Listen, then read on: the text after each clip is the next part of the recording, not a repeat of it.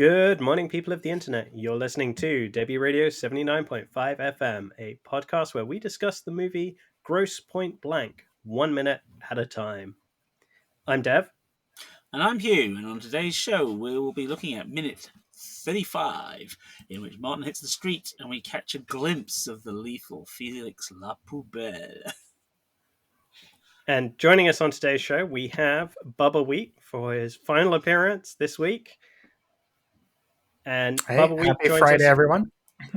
Happy Friday. Bubbawheat joins us from the Fight Club Minute podcast. Welcome back. Yeah, it's good to be back.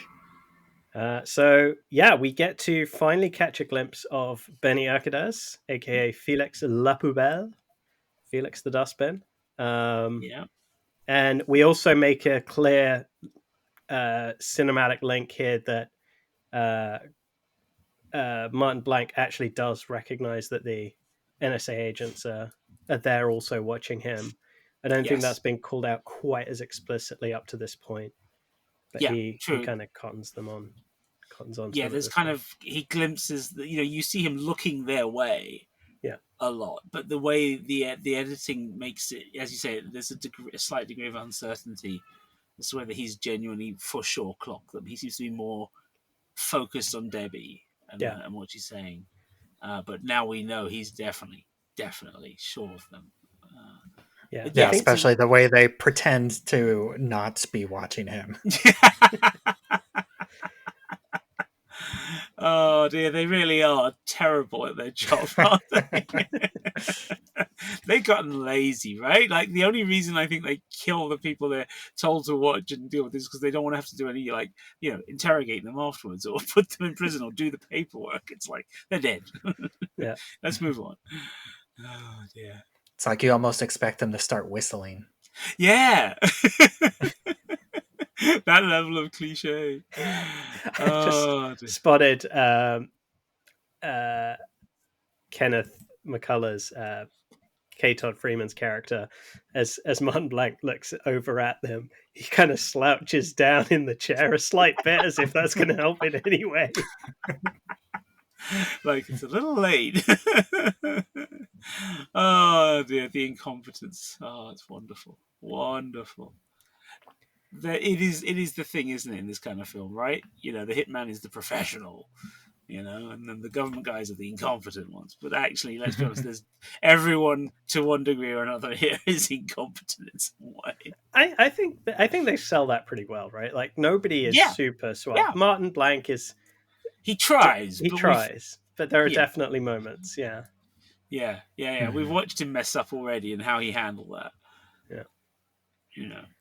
And once we see him with the therapist, that's it. At that point, you just can't take him seriously anymore. And we do, of course, get to meet Jeremy Piven's character in this minute as well. Indeed. Whole Spricky. Remember when Jeremy Piven was a thing? Yes. He was in everything for about 5 years, and then he disappeared for the most part. Harry Goldman.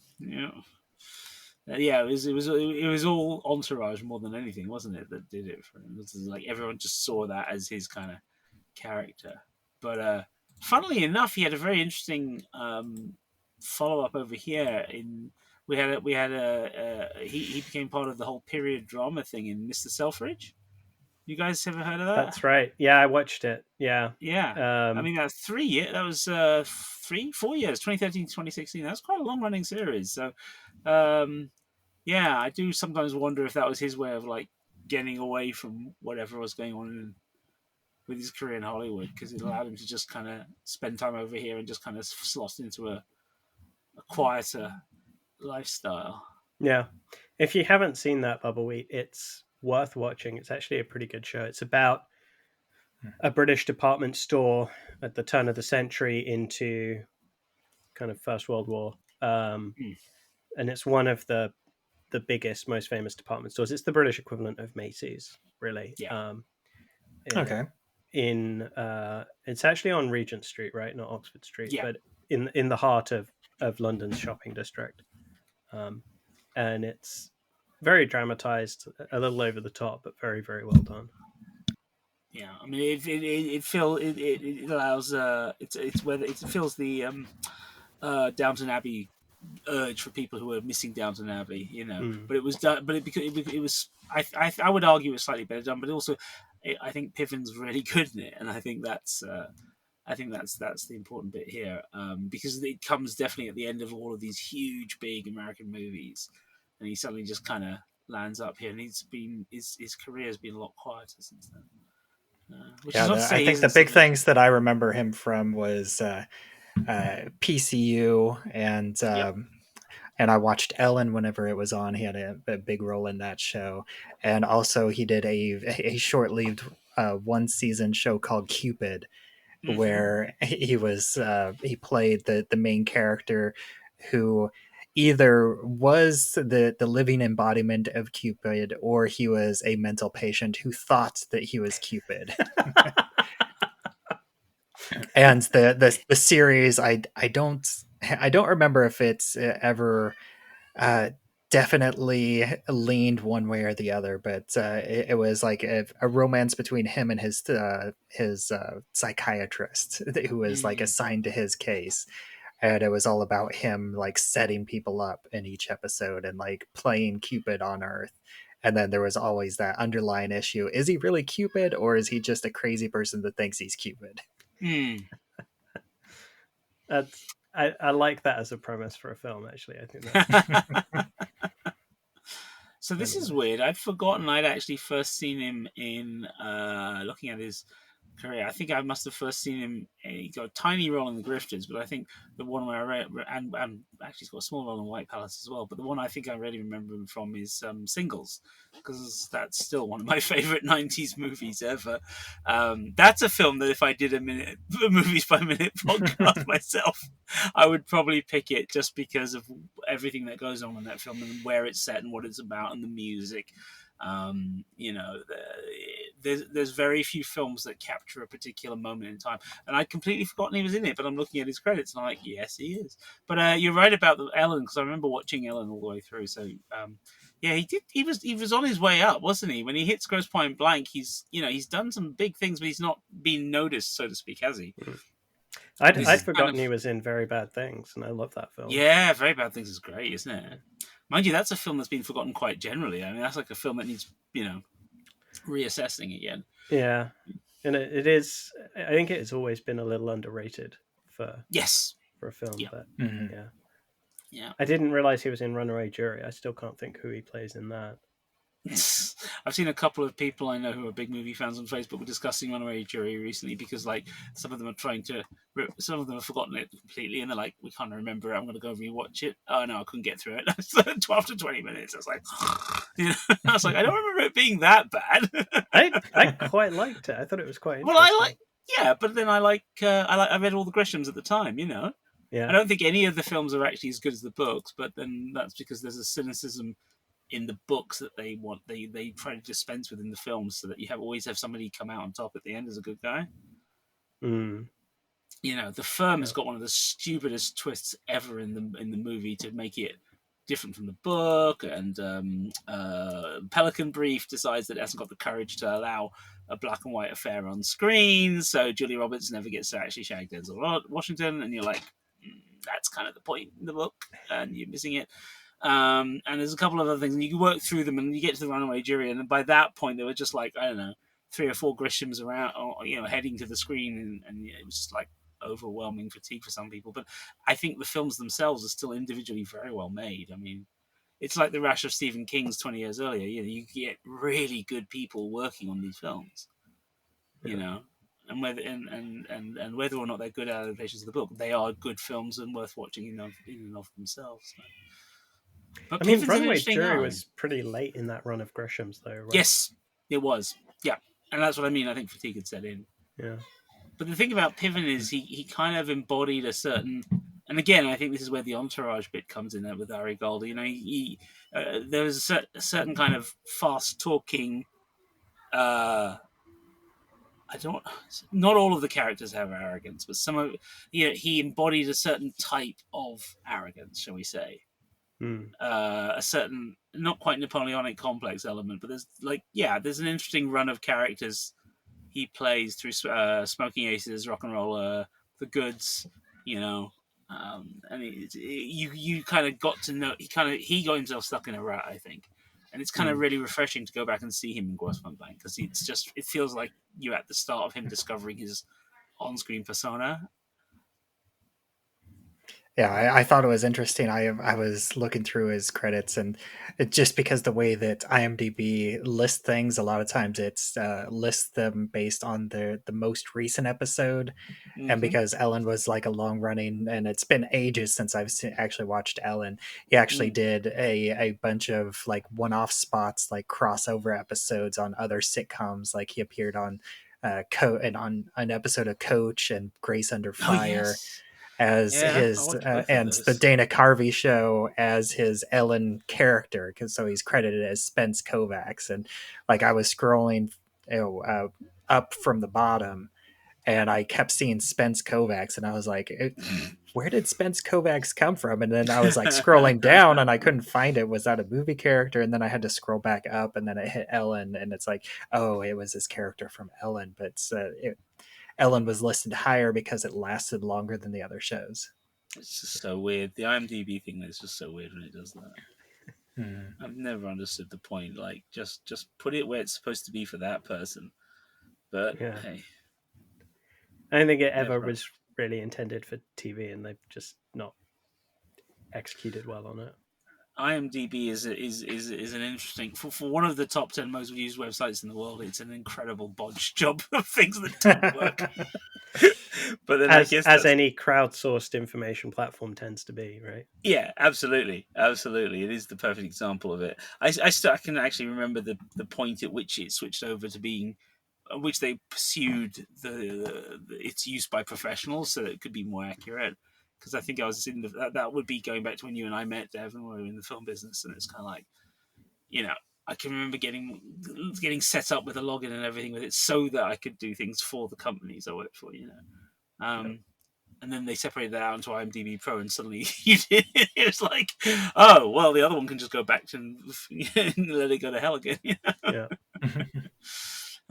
But anyway.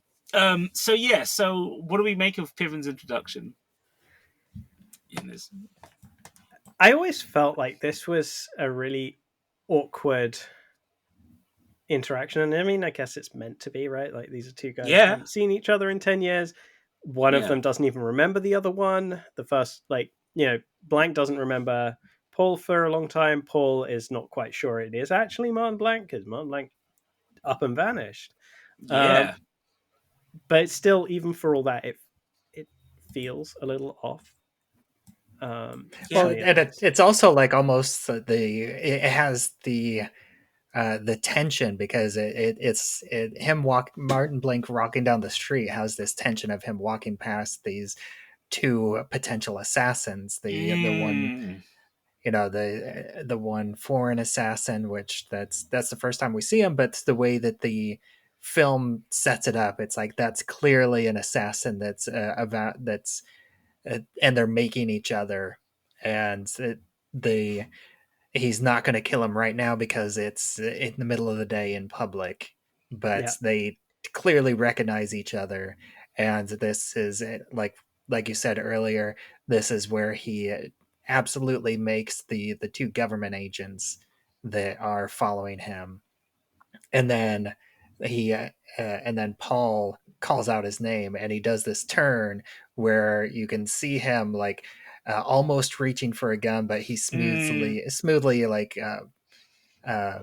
goes away from it as soon as he realizes that it's not yet another assassin, and that it's just somebody recognizing him from his hometown. Even though it is kind of set up weird, I was trying to look at it and see what Paul would be looking at in that store, because it's a good question, actually, because he is so fascinated by whatever he's looking at, and it looks like it's just a frame store. Like you see the neon sign that says custom framing, and the sign at the top says picture, although it almost looks like a thrift store. Because it seems like there's a bunch of junk in there. So, but he's just completely hunched over, just completely staring at the window for a long period of time until he sees Martin. Yeah. I mean, it feels like they needed something that was like something fairly small that would be sat in a window so that he can be really engrossed in like looking at it, and it's just, it feels entirely narrative, and it's yeah, it is one of those things, isn't it? It's. I think the other thing about it is it feels you say it feels, strange and awkward and all that. For me, that makes it. That's why it feels real. It's almost like another down to earth moment after Debi. Like, you've got these potential killers and the world he's in, and then suddenly it's like, bam, drag you back to earth. Yeah, that's true. There's a little bit of that as well. But I think, because you know what it also mirrors? It also mirrors the conversation he has with the teacher. There's that same degree of weirdness and uncertainty and awkwardness. But here, what I like is that here he latches onto him and doesn't let go. And I like that. There's something really sweet about that. Like we were so close once. I'm not letting you get away this time. Yeah. Like, I need answers now. In the same way Debi, kind of like was like, it's something fascinating. Piven's an interesting guy. I think. I feel like that before he got into his stylistic rut, I always felt like he was an interesting performer to see on screen, and I always felt like he did. There was an energy about him that felt just ever so slightly more real than some actors. I don't know where in himself that was coming from, but I mean, that's what I like. That's why I liked seeing him whenever he turned up in the 90s. He was always just that little bit different and had a different energy from everyone else, and just did things in a slightly more real way, which is always what made his comedy work, because his comedy was always rooted in something that felt like there was something more real behind it, even if there necessarily wasn't. It just makes him a good performer. Especially when he's up against John Cusack, who's quite reserved in his acting, or Christian Slater in Very Bad Things, again, like a fairly reserved actor. He gets to be the person who's doing all the big energy. But it's the fact that he does that in a certain way that makes it still kind of fit within the reality of whatever the setting is. And I also really like Paul as a character throughout the whole movie. He's just such a great character, just from this scene, and then the showing the house scene, and then driving the car, smoking a joint, and then the fact that he's the one that helps him burn the body at the reunion. That's like the ultimate test of friendship, isn't it? Like, he doesn't say no, he doesn't run away. He's like, he gets stuck in, even though he knows he shouldn't be. I love that. I love that about him, because that's the honest person. That's who he really is, right? Right there. Yeah. He's the guy who will actually help you dispose of a body.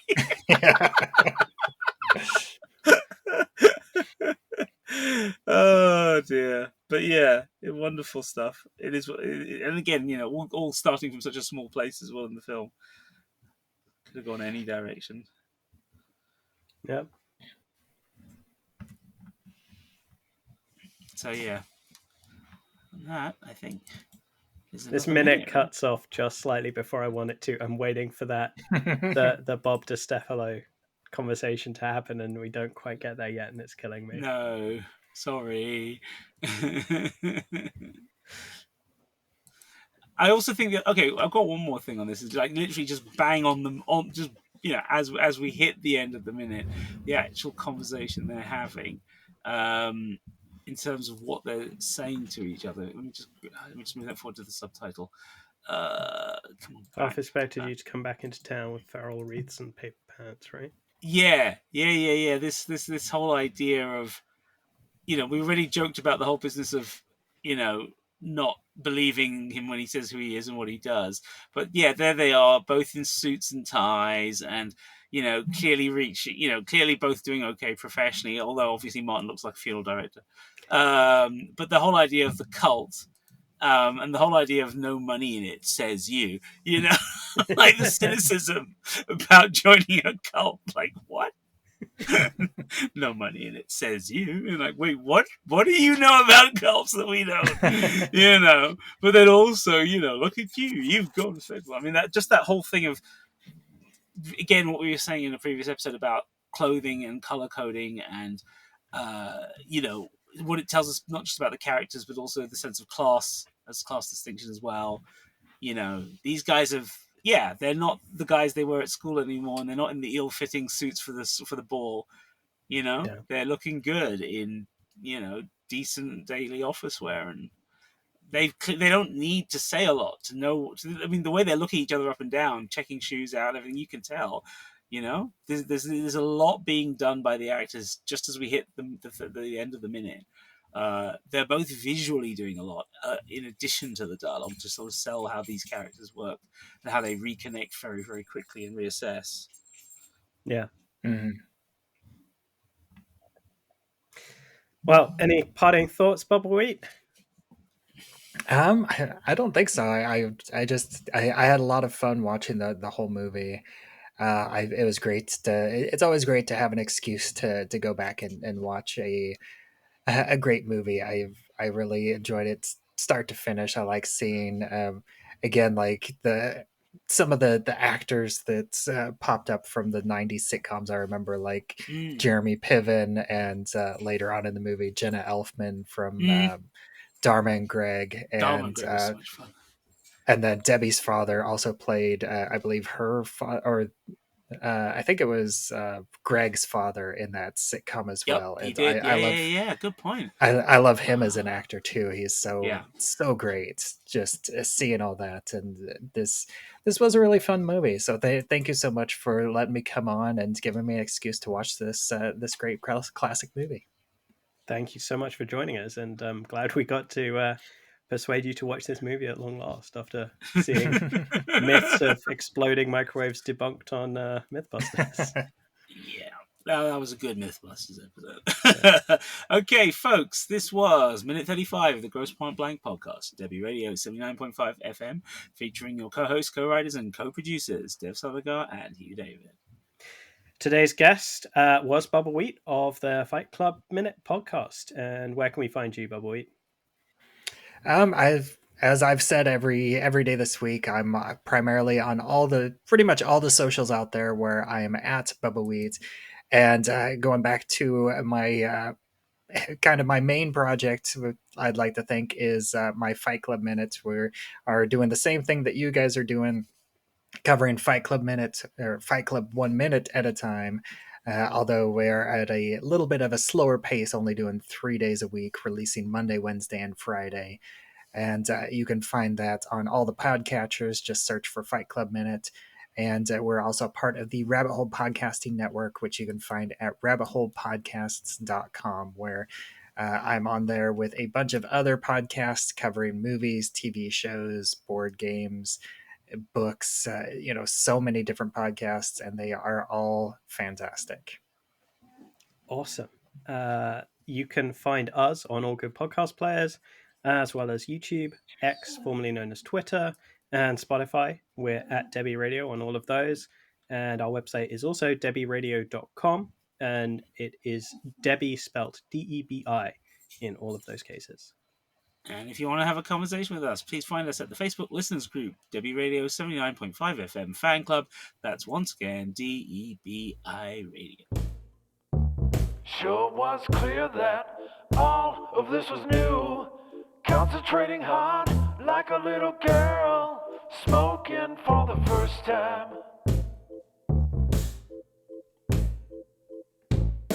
It wasn't a moment, it was a feeling.